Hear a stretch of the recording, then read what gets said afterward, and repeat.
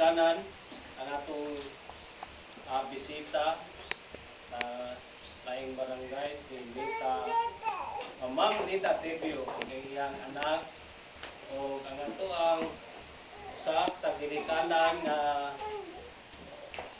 midunar nining reading karong hapuna si Ma'am Lita Liser. Nagpasalamat kitag dako nga adunay usa ka grupo nga nagalantaw sa mga bata dinhi sa barangay Kantiling nga nagkinahanglan og feeding. Atong pasalamatan ang Bismin organisasyon. Ang Bismin ipasabot kami nga Visayas and Mindanao. Tuan ni sila sa gawas ug ang usa sa membro niini taga diri sa Kantiling, duha ka membro nga taga diri. Anak ni Ma'am Lita Liser si Luisito Saratso o si Judy nga iyahapong igsuon. Dako kitag pasalamat sa grupo nga Bismin organisasyon. Ug karon akong ipailaila kaninyong tanan ang usa sa mohatag og pakipulong karon ang ginikanan sa usa sa membro sa grupo si Ma'am Lita Liser. Atong sugaton sa prinsipal.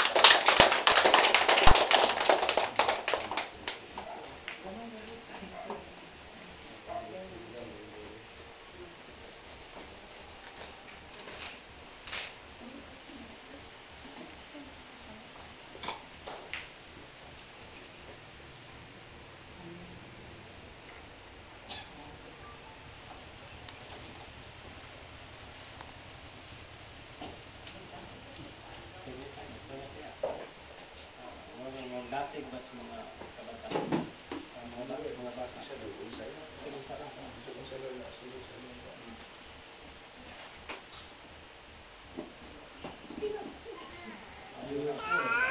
Hapon mga bata. Hapon. Nahanglan.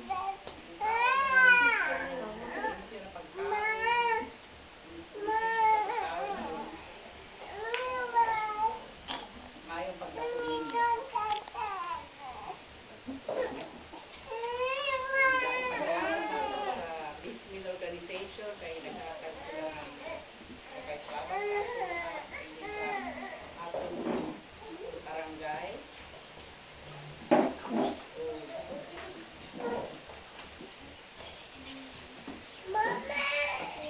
Pag-eskwela maayo, magtulong maayo. Kinahanglan i-limpyo ang mga kamot,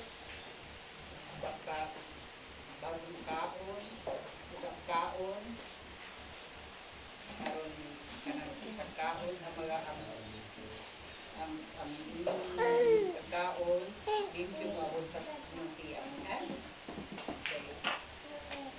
Daghang salamat. Atong sugdan kining atong feeding karong hapuna. Madiretso naman na. Bakal